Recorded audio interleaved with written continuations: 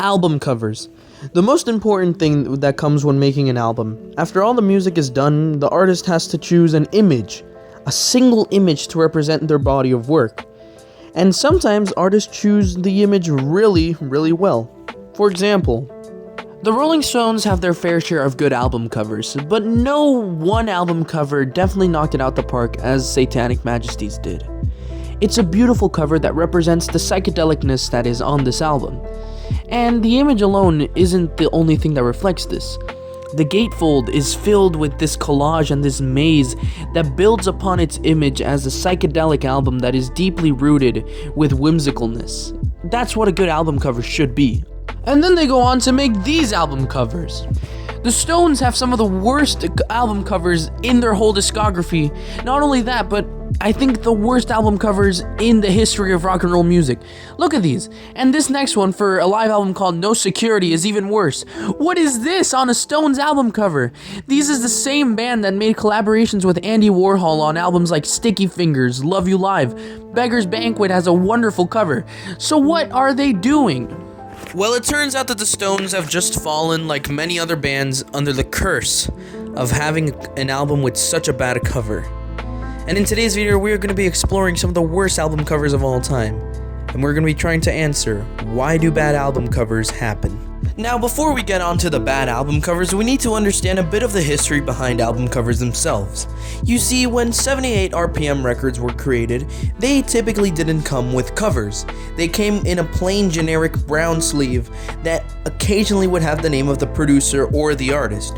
But other than that, there was no artwork. This changed in 1938 when Columbia Records hired an art designer who made the very first album cover of all time, which is this one right here. And with that, the trend of album covers was born. They've changed a lot over the couple of years. When album covers reached America with the rock and roll scene, they were typically made to show off the track listing and all the hits. But as the 60s rolled around, artists realized that the album cover could be a media of art in itself, and so we started getting elegant covers like Sgt. Pepper's and their Satanic Majesties Request.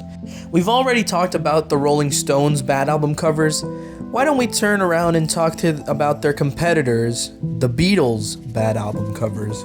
In my opinion, the Beatles' main discography, these albums, all of their mainstay albums, don't actually have that bad of album covers. I mean, sure, some of them can be weird and boring at points, but they're all quite good.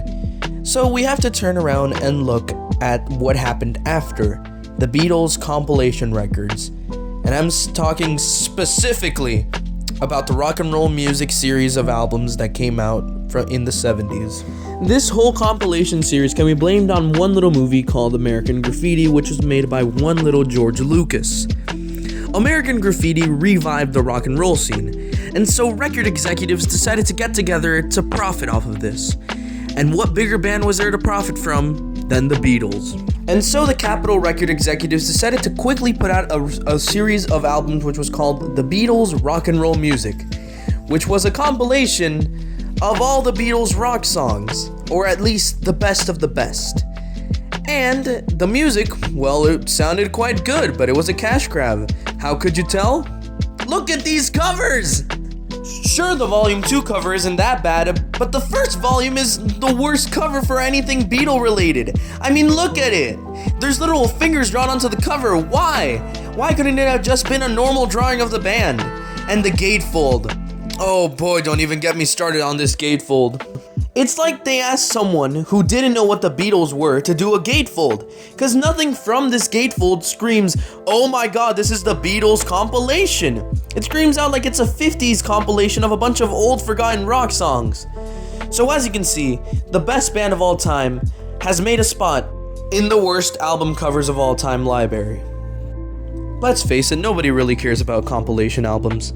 For a lot of people, they're quick ways to make cash by just plopping together a bunch of greatest hits and maybe one little deep cut for the true fans. But other than that, there's really no need to get a compilation album if you own all of the discography. So that's why a bunch of compilation albums, or I'm guessing the people who make them, don't really care to make a good album cover. Tell that to Sir Elton John, because I mean, look at this album cover. Is he going crazy? Because I'm gonna have to go crazy if I have to look at this album cover one more time. This is the same man who did Rocket Man and a bunch of other beautiful songs. Elton, you have so many better album pictures. Why couldn't you have chosen one of those instead of this? What is this? The Beach Boys have even fallen victims to this compilation crisis. Look at this cover, and this one as well. I'm guessing that these are for the same two albums because the person who made this cover has no idea what the Beach Boys actually look like. I don't think any of the Beach Boys have muscles. At least I'm guessing. And look at that second one. Tell me what's wrong with it. No, it's not the over-exaggerated muscles or anything like that. Why are all of them surfing? Sure, they made songs like Surfin' USA and Surfin' and their whole personality is based off of surfing. None of them could even surf except for Dennis. So why would you put all of them surfing? Why couldn't you have put them, I don't know, on the beach playing with their instruments instead of this? Now, to save time, we're gonna go through a quick compilation of bad album covers set to the song Spanish Flea. But unfortunately, due to copyright, we have to use an 8-bit version. Thank you, YouTube!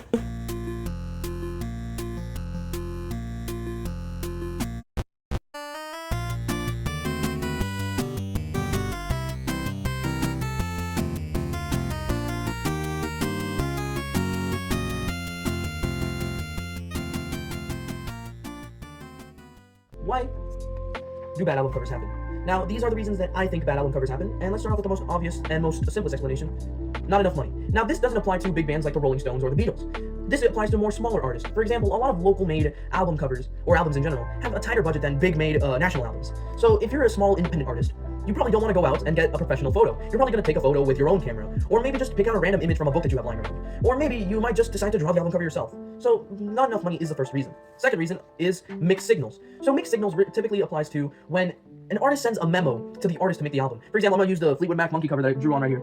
The idea of that cover behind it is evolution, I would guess. So the band probably sends a memo out to the artist saying, why can't you make a cover about evolution and questioning if we are all still monkeys? And so the artist, being the great artist that he is, the artist that the band paid for their hard-earned money, decides to draw whatever the album cover is. I'm going to put it up on screen real quickly. What is that? So it's a mixed signal, basically. It isn't what the band wanted, it isn't what the fans wanted, and so it's a mixed signal. Now we come with our final reason, which is artist who makes the album cover doesn't understand the band or doesn't know them. Now I mentioned this with the Beach Boys compilation album covers. Let me put these words back on screen. When the artist just doesn't clearly seem to know the artist, so they just take whatever in the name. For example, the Beach Boys will decide to put them on a beach wearing bathing suits and make them rip. So as you can see, there are a lot of reasons why an album cover can turn out bad. And I haven't even scratched the surface of bad album covers, so I encourage you, my viewers, to go into the jungle of bad album covers and see what you can find. Thank you very much and enjoy the rest of your day. Goodbye.